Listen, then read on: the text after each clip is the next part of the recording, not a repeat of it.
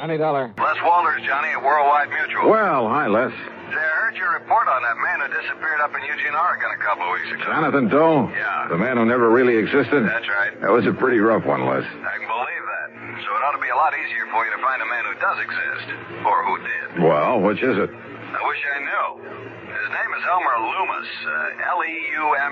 Leumas. Loomis. So what happened? I told you he disappeared. I mean, what have you got to go on? Leads, clues, whatever you want to call them. Well, that's the funny part of it. Yeah? Nothing, Johnny. Absolutely nothing to go on. You call that funny? So maybe you better come on over here. We can talk about it. Well, now, Les. Yeah? So maybe you're right.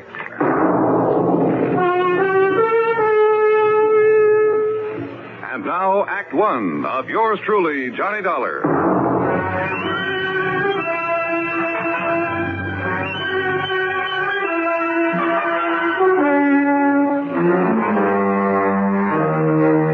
Expense account submitted by Special Investigator Johnny Dollar to the Worldwide Mutual Insurance Company, Home Office, Hartford, Connecticut. Following is an account of expenses incurred during my investigation of the Leumas matter, spelled Leumas.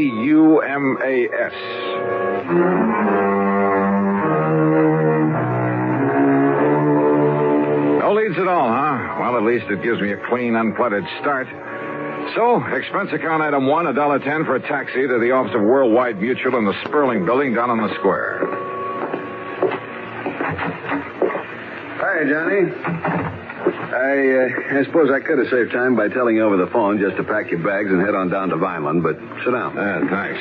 Vineland, New Jersey? That's right. About halfway between Philadelphia and Atlantic City. Yeah, Les, I know the place. I handled a couple of... Hey, wait a minute. You said Loomis? That's right, Elmer Leumas, the man who disappeared. Isn't there a Loomis glass company in Vineland? One of the biggest. Up till a few years ago when he retired, Elmer Leumas was the sole owner of it. And he must be plenty wealthy, huh? Millions. Which offers a lot of possible reasons for his disappearance. That's right. Okay, then, Lester, tell me all. I thought I made myself clear, Johnny, when I said I should have sent you right on down there to Vineland, because all I know about him is that he's wealthy, retired, sportsman, yachtsman, that sort of thing, and he suddenly vanished. How old a man is he? Well, according to this copy of the policy, he's 59. Straight life? Straight life. And who stands to benefit if his body just happens to turn up somewhere dead? His wife, Lena. How old is she? Let's see, she was 30 last June. Aw. That's right. And incidentally, I understand she's quite a beauty. At least according to Harry Ware, who sold the policy. Incidentally, huh? What do you mean by that? Oh, use your head, Les. Young, attractive woman, wealthy husband, nearly twice her age. Here we go again. Now, don't go jumping to conclusions, Johnny. Oh, no, of course not. Of course not. But just how soon do you suppose I can make connections to Vineland, New Jersey?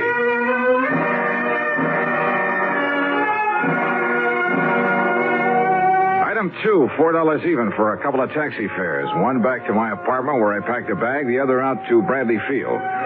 Item 3, $12.55 for a plane to Philadelphia. Item 4, there in the city of brotherly love, $50 deposit on a rental car. After a late and hasty lunch, that's item 5, $2.25, I drove across the Delaware River Bridge and picked up Route 47. South Jersey is flat as a pancake, but full of beautiful homes and rich farmland, occasional cranberry bogs, and lots of big poultry farms and peach orchards. So the drive was a pleasant one. Then, in Vineland, the so-called heart of sunny southern Jersey, I went straight to police headquarters, a block off Landis Avenue, the main drag. I contacted Sergeant Louis Tomaso, with whom I'd worked before. As usual, he was right on the ball. Kind of had a hunch you might be dragged in on this. How are you, Johnny? Well, pretty good, Louis. Or rather, I'm not so sure. You have any real leads on this case? Johnny? Yeah? Let me hand you a thought for the day. Okay, shoot. Don't be surprised when you find that Lena Leumas isn't at all broken up over this loss of her husband, because she isn't. If you ask me, she's downright tickled to death about it. Is that your snide way of telling me that she's interested in somebody else? Somebody closer to her own age? Johnny, if I could find out who that somebody else is, but who knows, maybe there isn't any. Or maybe there's a dozen of them. I don't know.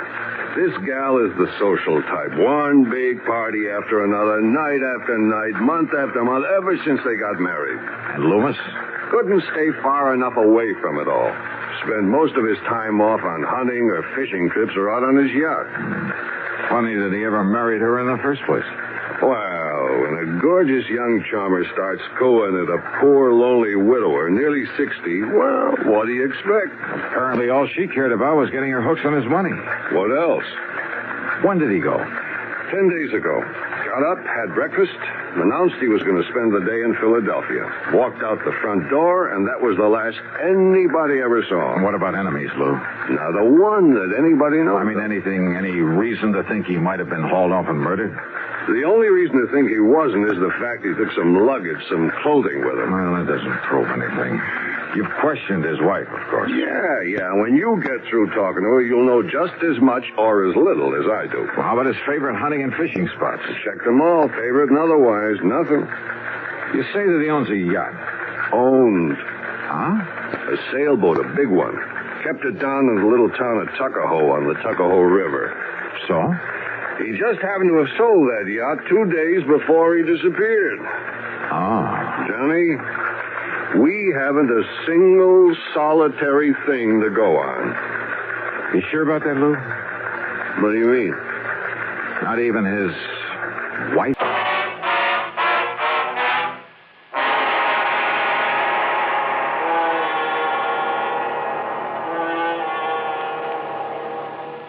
Act two of yours truly, Johnny Dollar, in a moment. And now, Act Two of yours truly, Johnny Dollar, and the Loomis matter. Expense account item 6580, dinner for Sergeant Louis Tomaso and myself at the East Landis Hotel there in Vineland, New Jersey. Then he gave me some directions, and I left him and drove east on Landis Avenue. In case you're interested, I found out that a guy by the name of Landis founded this fair city. The Loomis home was a massive red brick affair set in the middle of, well, it must have been nearly an acre of huge lawns and trees and flower beds. 25 or 30 rooms, I'd guess, really a mansion. And the long, broad driveway was lined with maple trees. In other words, there was money here, plenty. As for Lena Loomis, wowee. If she was 30, believe me, she didn't look it. And, brother, she had everything. She was tall, lithe, and brunette, with just enough makeup to enhance her soft and gently tanned complexion. She wore a pair of sleek blue velvet capris and a light silk blouse. A subtle touch of arpege that, well, at the risk of sounding repetitious. Wowie. Well, come in, Johnny. Yeah. How an old codger, wealthy or not, could ever rate something like this. And framed there in the doorway and a trace of moonlight filtering through the trees, believe me. Johnny?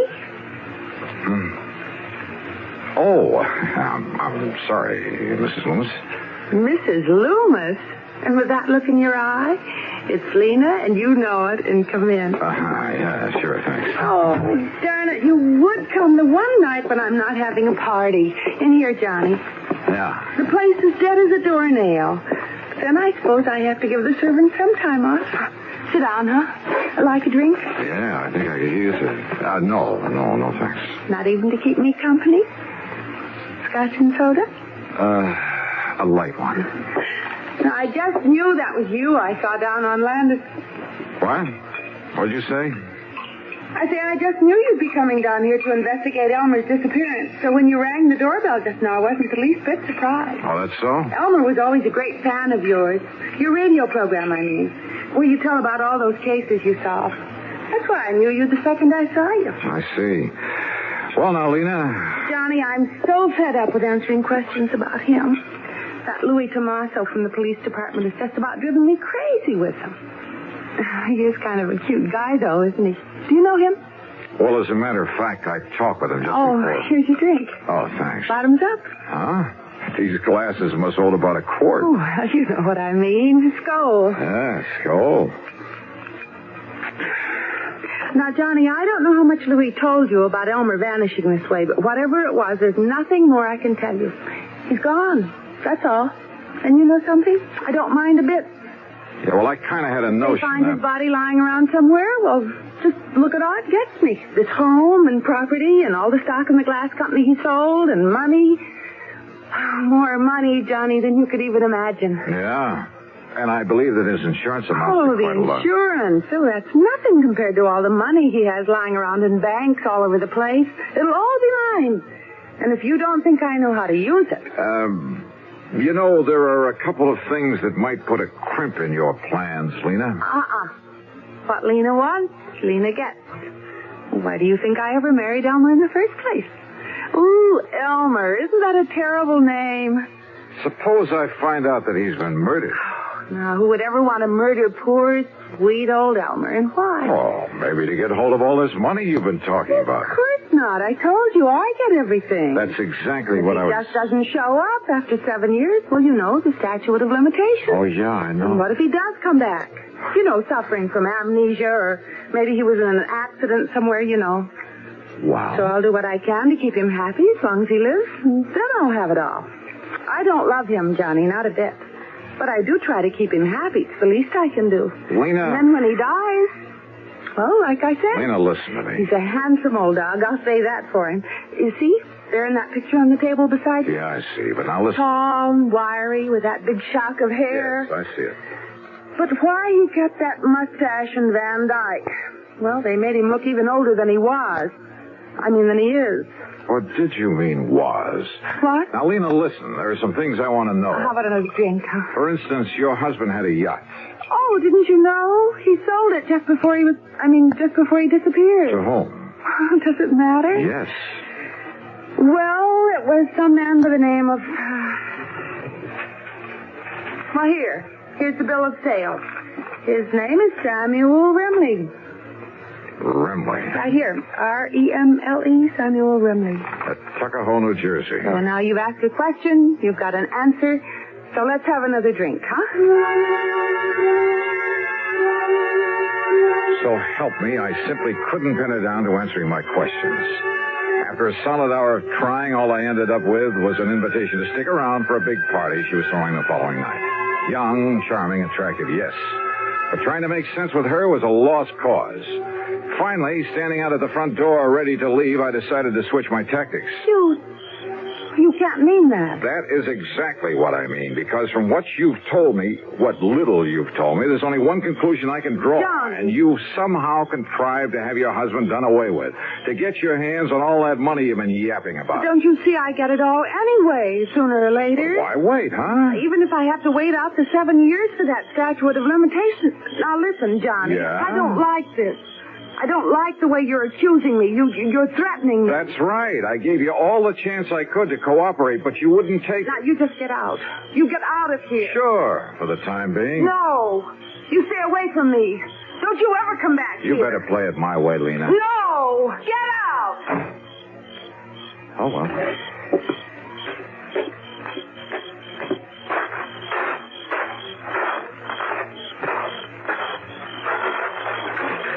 Hey, just a minute, buddy. Oh? Who are you? Me? I just happened to be looking out for Mrs. Leumas. Yeah? Yeah, and I don't like what I was hearing just now. Oh, that's too bad. Now, if you get out of my way. Oh, no, you don't, Buster. Oh, no. Jerry? Jerry. That's right, me.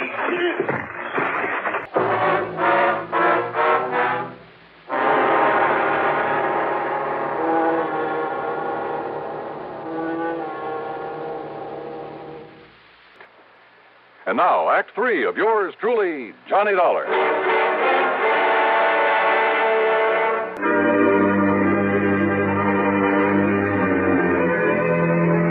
When I came to, my card case was gone. There was a lump on my head that must have been made by a blackjack. And inside my head was the solid conviction that Lena Leumas was, without question, responsible for the disappearance, possibly the murder of her husband. I climbed painfully back into my car, drove to the hotel, and after a dirty look from the night clerk, got a rum and hit the sack. Early the next morning, I was down at police headquarters. Well, not having had a good look at him, you don't give us much to go on. Yeah, well, look, if you pick them up, Lou, let me take care of them. Now, Johnny... Let's just say I want to question them. Did you get anywhere with Mrs. Leumas? Oh, Lou, the only question I got straight answers for was... Hey, wait a minute.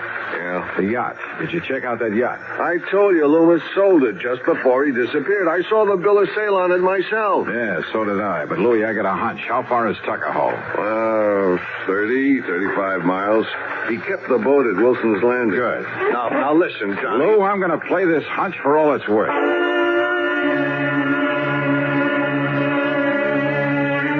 It was more than a hunch, because it had to to do with a rather strange and interesting combination of names.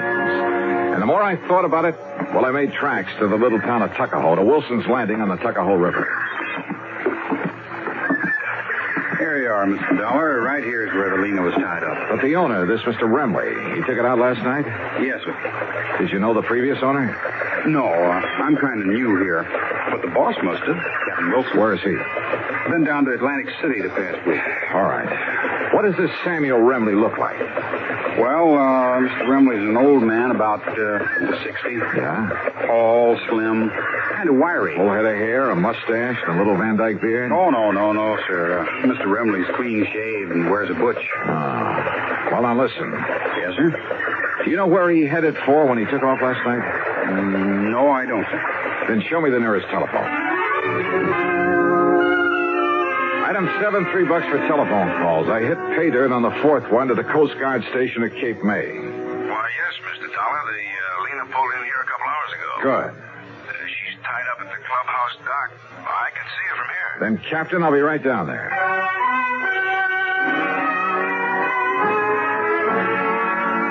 The highway police must have all been looking the other way, for I'm sure I deserved a handful of tickets for speeding on the trip down to Cape May. And there I found the Lena, tied up and taking on supplies. The owner? Well, when I told him who I was, he spread his hands quietly, smiled, led me down into the cabin, and poured a couple of drinks. Salute, Mr. Dollar. Salute, Mr. Well, is it Leumas or Remley? Either. The names tip you off? It took a while to get through this thick skull of mine, but, well, the rather unusual spelling of your right name, Leumas. Yes. And spelled backward, it comes out Samuel. Elmer spelled backward comes out Remley. Elmer Leumas, Samuel Remley. So obvious, I hoped it might be overlooked. But... Oh, incidentally, I'm sorry about Pete and Jerry. Pete and Jerry? The bodyguards I left for Lena. Unknown to her, of course. Oh, yeah. I can't wait to meet those boys again. But I wanted to be sure she'd be watched over while I was away, taking time to really figure out what to do about her, about our rather pitiful relationship. That's the reason for the disappearing act? Yes. I knew that if I suggested just going away alone, she wouldn't hear of it. So... And you were staying right here in Tuckahoe? Old Cap Wilson at the landing knew who I was, of course, but nobody else did after I cut my hair and beard. Nobody else had really known me there anyway. So then last night you took off? When the boys came down and told me... Oh, here, by the way, you'd better have your credentials back. Oh, thanks. Where were you going? I don't know. Most anywhere. I might have realized I wouldn't get away from you, though. I'm a great admirer of yours, Dollar. Well, thanks. So, what now? You've, had time to make up your mind? About your wife, I mean? No. Yes, I suppose so. Well, I don't know of any formal charges I ought to make against you. Of course, the Vineland police. I'll somehow try to make up to them for all the trouble I've caused them. Would you like to sail back to Tuckahoe? No, thanks. I've got my car. And who knows? Maybe you'd like a little more time to think. Alone.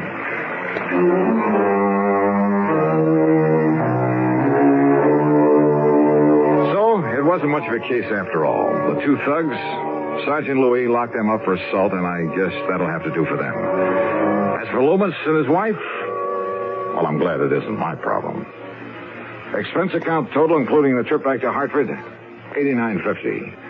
Yours truly, Johnny Dollar.